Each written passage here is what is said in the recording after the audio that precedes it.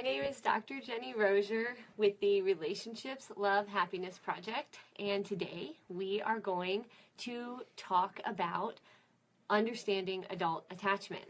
If you would like to follow along, you can go to our Facebook page, which is facebook.com/relationshipslovehappiness, and you can go to the pinned post that's at the top of the page, and there is a link to a free e-guide. And if you download the e-guide, you can follow along. It's most of what I'm going to be talking about today, so it can be really helpful. So go ahead and download the e-guide so that you can follow along with what we're talking about today. All right, so we are going to start with discussing what attachment theory is. So attachment theory is this idea that was created by Dr. John Bowlby, a British psychologist in the 1940s, and he wanted to understand the bond between mothers and their children. And so he started studying when mothers were separated from their children and the maybe positive or negative things that the children experienced. And he came up with this idea that children use their parents, their primary caregivers, to downregulate their own distress. And so they use the bond that they create with their parents to calm down themselves. And so what's interesting is that an attachment bond is created between a parent and a child based on a long period of pattern of behaviors. So every single time a child is in distress, or an infant, a very small infant from birth, is in distress, every time they cry, the parent should respond to that child in a caring, sensitive, quick manner. And during these interactions, babies start to develop these mental frameworks in their brains about how they can trust their parents to help them, their primary caregiver, whether it's the father or the mother or the grandmother or the babysitter, whoever's with them the most. They develop this bond. And sometimes the bonds are extremely secure. Sometimes the parent is consistently sensitive. Other times, parents are maybe flip-flop back and forth. Sometimes they're consistent, sometimes they're not, and this can cause some attachment issues in the baby. By the time a child is about 18 months old, they have a pretty secure or pretty solid attachment style foundation. And interestingly, this foundation helps them either continue to have a secure attachment to other human beings for the rest of their life, or it could, if it is an insecure foundation, it could cause them to have problems creating friendships, creating romantic relationships, family relationships down the road. Attachment theory is known as a cradle to the grave theory because it affects you from birth until death. The attachment bonds that you build with your primary caregivers in the first 18 months to 3 years of life go on to impact how you are able to form friendships, how you are able to form romantic relationships, and not just form them, but keep them. It also impacts how you're able to end those relationships. So it's not always just about forming and keeping relationships, but if you're able to end them, if you're able to know when you should stop being friends with that person or when you should stop being in a relationship with that person. Interestingly, attachment goes with you throughout life. So you create this foundation. So as a parent, you create this foundational attachment style with your baby when they're really, really young. And then that attachment style goes with that child forever. There are things, it's not set in stone though, so it's not like concrete, it's not 100% set in stone. Hi, Chuck. But it is definitely a foundation that is hard to mess up. So if you create a secure attachment, that will help your child deal with life stressors later, create friendships, create romantic relationships as an adult. But there are things that can happen throughout a person's life that can change their attachment style. So any kind of traumatic life experience could change your attachment style for the worse, potentially. So the divorce of parents, the death of a parent, the death of someone very close to them, moving around a lot, changing schools a lot, any kind, like a house fire, any kind of traumatic life experience could make a child who had a very secure attachment in toddlerhood and infancy turn into having an insecure attachment later. Likewise, it could go the other way. So children could be raised with and have a really insecure attachment style when they're really young, and through a significant amount of emotion coaching and letting that child know that they are cared for, that they're always there for them, that they are supported, they can change their insecure attachment to a secure attachment. So if you go to the second page of the e-guide, you can see this little trajectory that I've created. So this is how attachment theory happens, or how attachment happens. So babies experience distress of some kind and cry. Babies experience distress of all kinds, whether it's the typical things like hungry, need a change diaper, or tired, right? Those are the things we usually go to. But it could also be things like something in their environment scared them, or they're just lonely. It's a lot of times babies are just lonely. They just want to be held. And so they experience distress and they cry. Based on the interactions that the parent has, or the primary caregiver has with that child, an attachment style is developed. They're carried throughout life with the child, impacting how they develop relationships with other human beings. Adults, when you become an adult, you then use your attachment style to create adult romantic relationships. And typically your attachment figure then becomes your romantic partner. And so when you were a baby, or even a child of any age, your attachment figure was your parent, was your mom or your dad or your grandma or your babysitter or whoever you were with the majority of the time. But when you become an adult and you get into a serious relationship, even as a young adult, and you get into any kind of serious relationship, you start to shift from using your parents as a secure base, as using your parents as an attachment figure, to using your romantic partner as your attachment figure. And so you start to get all of your attachment security, or you don't get your attachment security, from this adult attachment figure, from your adult romantic partner. And so then your attachment bond with the adult partner that you have helps you downregulate stress, or hinders you from downregulating your own stress. So you've had a stressed out day, a lot has gone on, you feel like maybe you can't handle it, and you use the relationship that you have with your partner, you use the bond that you have with your partner to help you downregulate that stress, to help you calm down, to help you get through it. If you have a secure relationship, right? If you have secure attachment style to that partner. People who have insecure attachments tend to have more of a difficult time using their adult romantic partner as an attachment figure.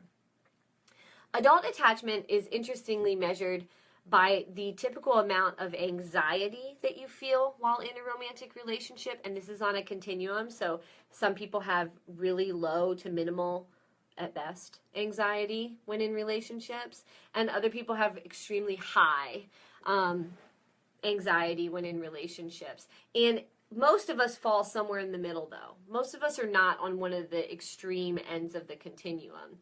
And so that's one dimension that we measure adult attachment on. The other one is amount of avoidance that you feel in a romantic relationship. And again, that's on a continuum. So some people are extremely dependent, and they don't want to avoid at all. They want to connect to other people to an extreme, right? They want to be with them 24/7 all of the time.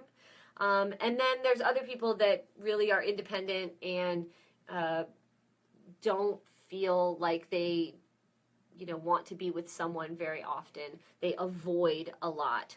And this is avoiding like physical proximity, avoiding emotions of your own and of your partner's, just avoidance in general, avoidance of intimacy. So most of us, again, fall somewhere along the middle of the continuum, not on the extreme ends. But this is how we measure adult attachment. And so I actually have a nice little graph. If you look on page 3 of the e-guide, which is available to you for free on the pinned post at the top of the Facebook page, you can see that the avoidance and the anxiety create this quadrant system. So individuals who have extremely low anxiety and extremely low avoidance, so they want to be around their partners a lot and they have really low anxiety about being in relationships, those are the people that tend to be securely attached. So when we talk about adult attachment, we tend to categorize people into these 4 groups.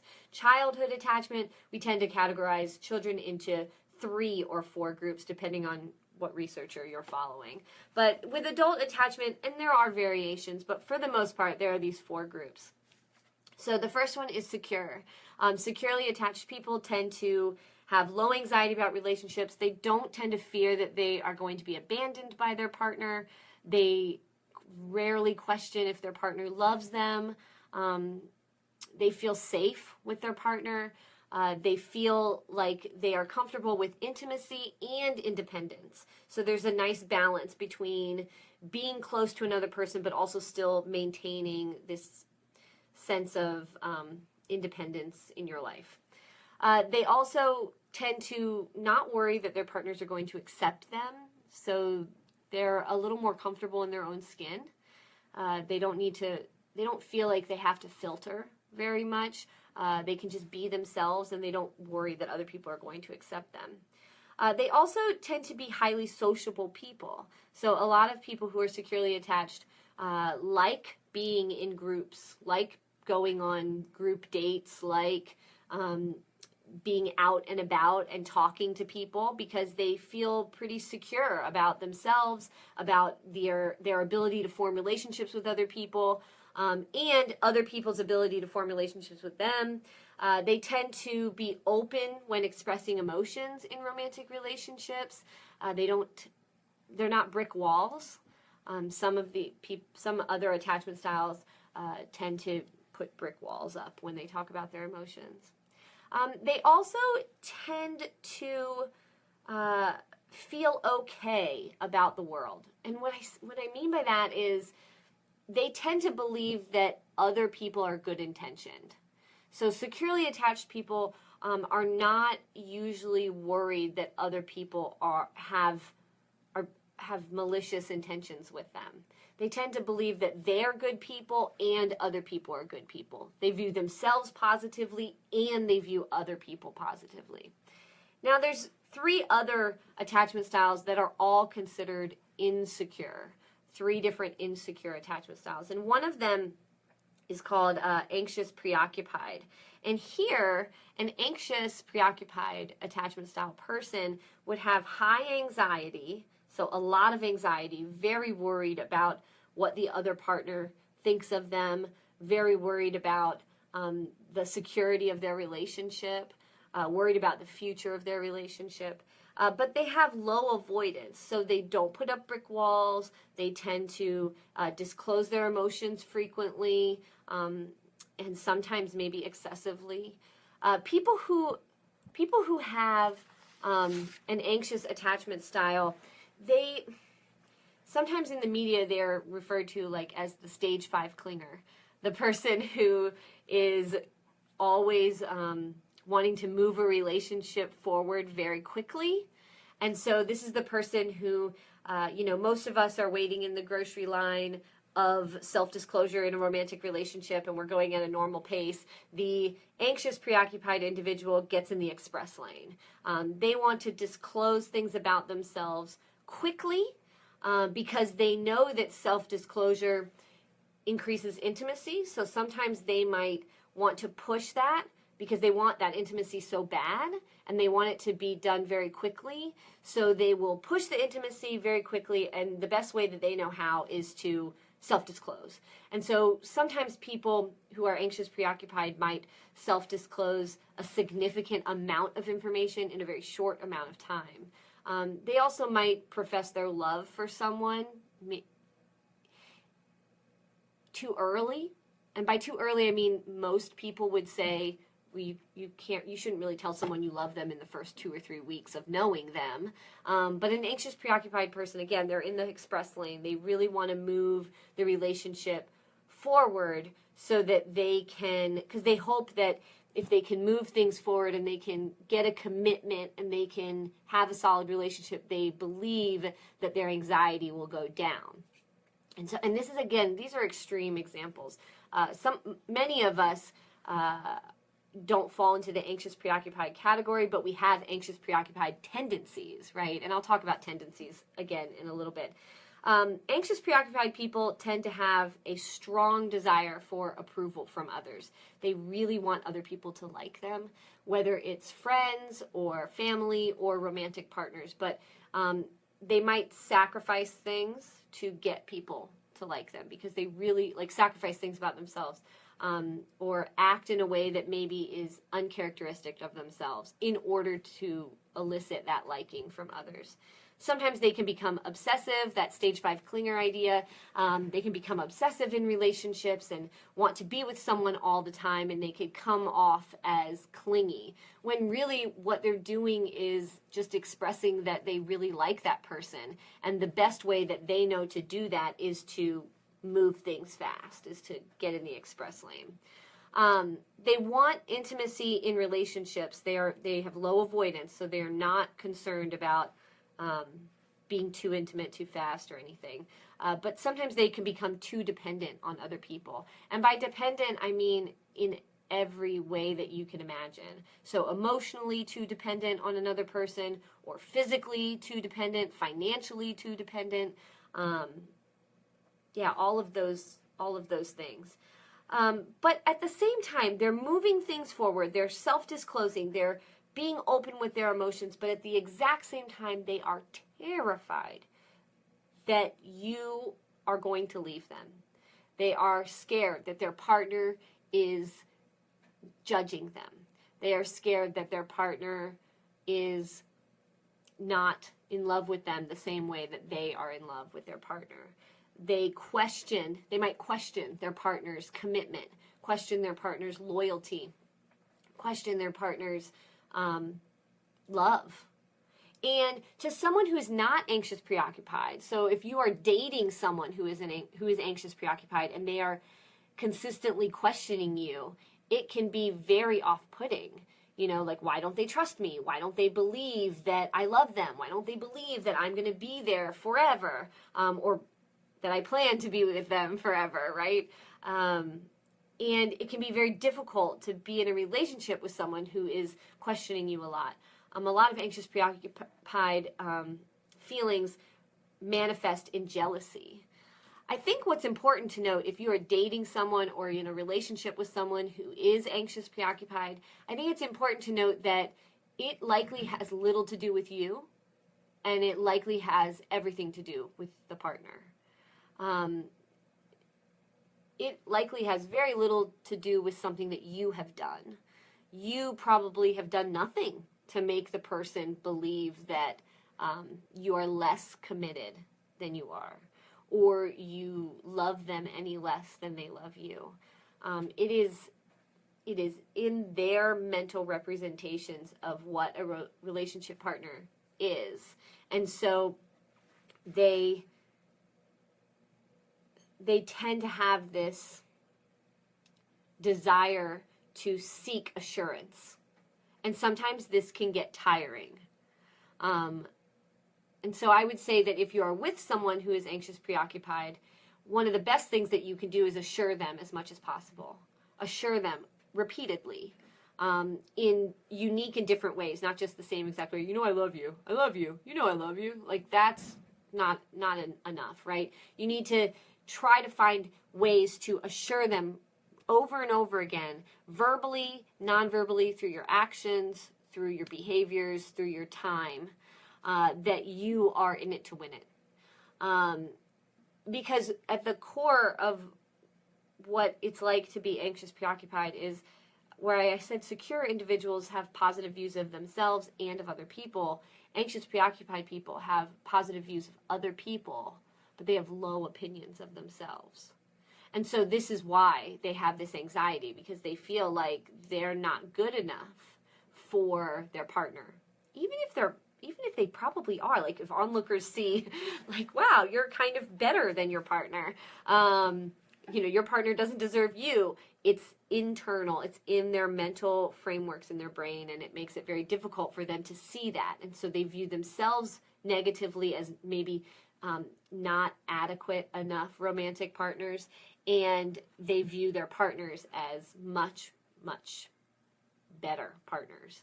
And so this is where the fear comes in of their partners leaving them.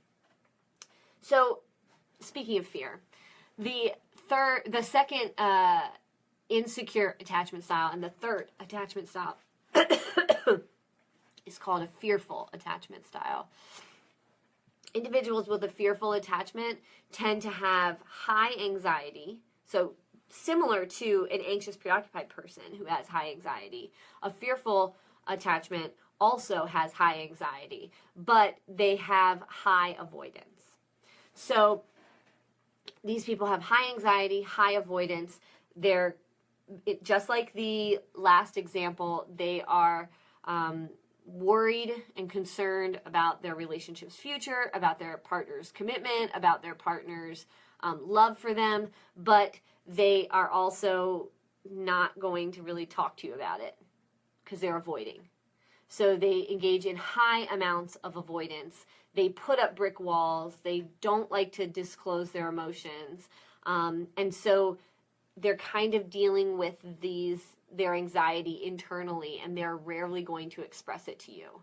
So, I mean, I don't know about you, but if I'm with a romantic partner, it's going to be very difficult for me to be with someone who has a fearful attachment because they're not expressing their emotions. So if you are with someone who has a fearful attachment, what you can do is work really hard at creating a safe space. Work really hard at reassuring your partner that what is said between the two of us is between the two of us. And you can trust me. And it's going to take the same amount of reassuring as it does with the anxious, preoccupied attachment style. But the problem is that you might not ever know that they're experiencing anxiety if they never tell you. And so fearful attachment can be very tricky to figure out because they could be experiencing lots of anxiety and you just wouldn't know. They tend to want close relationships, but they have really hard time trusting other people. They have a hard time trusting people. They view themselves negatively and they view other people negatively. So they're not really good relationship partners and other people aren't really good relationship partners. So, kind of what's the point? I really want to be in a relationship, but I'll never find anyone that's good enough. They tend to desire intimacy, but they have a strong fear of sharing their emotions. So they logically know that sharing emotions is part of being intimate, and you can't really build a relationship without sharing emotions, but the fear might overcome them at times to where they just can't do it. Whereas with the anxious, preoccupied person, they want that intimacy and they are totally fine with sharing emotions, right? They're willing to tell you everything and anything about their relationship, about themselves, and about their opinions of your relationship. They, have emotional word vomit. Whereas a fearful attachment wants to, but they're going to put up a brick wall. And so they tend to emotionally retreat, fail to express their feelings at all in relationships. And so again, this can be a difficult person to date. If you are someone who has a fearful attachment, then you need to start realizing, I mean, the only advice that I can give here is that you need to start realizing that the world is good and that other people are genuinely good intentioned, and that it's a part of the human experience to be in a romantic relationship and to share things about yourself with other people, and that it feels better when you do. And so I think there's a lot of self-work that has to go on with the person who has a fearful attachment. The last attachment style is dismissive avoidant. And dismissive avoidant people, they tend to have low anxiety but high avoidance. So they're going to put up the brick wall, and they're not really worried about anyone caring about them putting up the brick wall. So they don't fear that their partners don't love them. They don't fear that their partners are going to abandon them. They don't fear that their partners are going to cheat on them. They're not worried about those things. They're not anxious in their relationship. But they also have extremely high avoidance. Dismissive avoidant people are typically single. They are people that sometimes they crave independence so much, and they claim that they don't need a partner to be happy. We all have friends who you've heard say this, right? You know, I don't need a man to be happy, or I don't need to date someone to feel fulfilled, right? I don't need to get married. That's not part of my, life trajectory. I don't need that to feel whole. And one of the reasons for that is because they have a positive self-image of themselves. I'm really great, I'm really wonderful, and a negative view of everyone else. No one will ever live up to my standards. There's never going to be anyone that's good enough for me. I'm never going to find anyone that I feel like I can connect with. And so they put up the brick wall. They tend to retreat socially. They don't really want to be part of the social scene. And a lot of times when they're in relationships, if they ever get in one, they avoid intimacy. So they might end up having a lot of superficial relationships and not a lot of very intimate relationships. All right. So those are the 4 attachment styles. We know that adult attachment is important. It has a lot of benefits. We know that our adult romantic partners become our attachment figures, and they allow us to downregulate our own stress, or they enable us to downregulate our own stress. We know that attachment is formed in infancy, and that we carry this style with us forever. So, okay, so what do you do? What do you do if you are dating someone or you're married to someone and you feel like your attachment doesn't match up? What are some things you can do?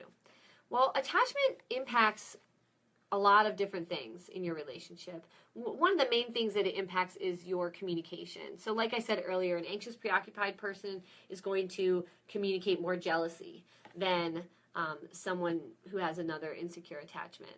But there is good news. The good news is that as long as one person in the relationship is securely attached, has a secure attachment style, that relationship can be successful. And so a secure person with a secure person, successful. A secure person with an avoidant, dismissive person, successful. A secure and anxious, preoccupied, successful. Secure and fearful, successful. Now, is it going to be a little more work for the secure person? Yeah, they're going to have to do some work, but sometimes relationships are worth it, the extra work. I would say that when you have 2 avoidant people, so 2 dismissive people, it can be kind of difficult, right? I mean, I'm not really sure how those relationships would work out, but those could be difficult. Anxious, preoccupied, and anxious, preoccupied, again, that could be difficult, but it could work some things out. But research has actually shown that the relationship that is the worst one to be in is anxious, preoccupied, and avoidant. And so those 2 attachment styles do not work well together. and relationships are rarely successful when those are the attachment styles of the couple. So where do you fall on this continuum? Interestingly, most people don't fall like in one block and their dot is like all the way over here and they're 100% dismissive avoidant. Actually, what happens is most people, their dot of their attachment style is in one of the quadrants, but closer to one of the other lines. So for instance, let's say that you are securely attached, but your dot is right here. You are securely attached with maybe some dismissive tendencies. Okay, so you're not all the way over here. You're securely attached with some dismissive tendencies, or you're over here and you're securely attached with some anxious, preoccupied tendencies. The majority of the population is securely attached, but we all have insecure tendencies. And those tendencies can, it was backwards, sorry. Those tendencies can make it so that with different relationship partners or in different situations, you have some insecure tendencies. You can get the guide on our Facebook page. It is in the pinned post. The pinned post on Facebook. You can download the guide for free. So you can see it not backwards. Yeah, hopefully that'll help. So most of us have, good. Most of us have a secure attachment, but we have some tendencies of insecurity, and that's okay. That's expected. There are some things that you can do about it, and I will refer you to this awesome book. This book right here. I know it's backwards, but I'll read you the title. It's called Attached: The New Science of Adult Attachment and How It Can Help You Find and Keep Love. It's by Amir Levine, Levine, and Rachel Heller. This is an amazing book about attachment. And if you want to review what we talked about today, you can watch the video again.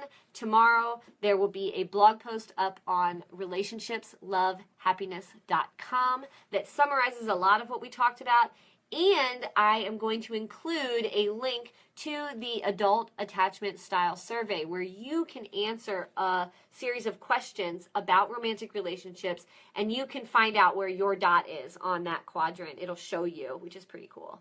I'll actually include it on our Facebook page afterwards. So that is a very basic overview of adult attachment.